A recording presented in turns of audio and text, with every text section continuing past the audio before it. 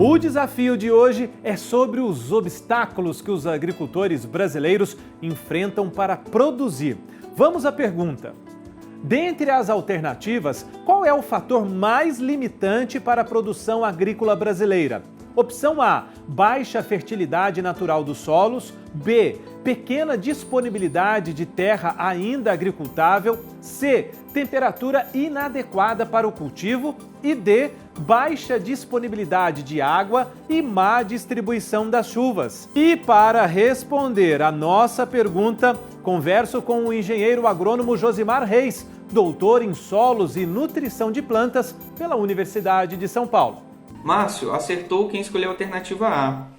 O fator que mais limita a produção agrícola, não só no Brasil, mas como nos demais países de clima tropical, geralmente é a baixa fertilidade natural dos solos. No Brasil, por exemplo, os solos mais utilizados na agricultura, que são os latossolos, eles possuem uma baixa reserva natural de nutrientes. Os nutrientes, eles são os elementos químicos que a planta precisa para completar o seu ciclo de vida e produzir de forma satisfatória. Então, como que a gente consegue atingir altos patamares de produtividade agrícola cultivando em solos com baixa fertilidade natural? A gente consegue fazer isso por meio da prática da adubação.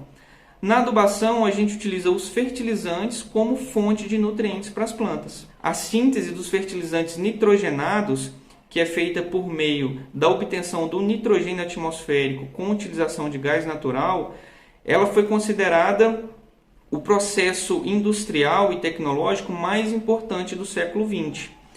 Por quê? Porque por meio da síntese da amônia anidra, que é matéria-prima para a produção dos fertilizantes nitrogenados, a gente é capaz de produzir alimentos para mais da metade da população mundial. O Brasil ele bateu o seu recorde de consumo de fertilizantes. Isso coloca o Brasil numa posição de quarto maior consumidor mundial de fertilizantes. Porém, desse total, cerca de 85% foi importado. Em contrapartida, o maior exportador mundial de NPK é a Rússia. Então, só a Rússia ela é responsável por exportar para o Brasil 23% dos fertilizantes que nós consumimos aqui.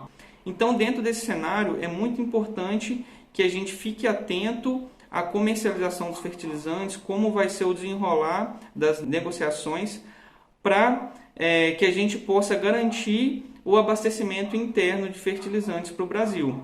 Porque qualquer oscilação nos preços dos fertilizantes é um fator que vai afetar a disponibilidade dos alimentos e o preço dos alimentos na mesa dos brasileiros. Obrigado, doutor Josimar, pela aula sobre fertilizantes.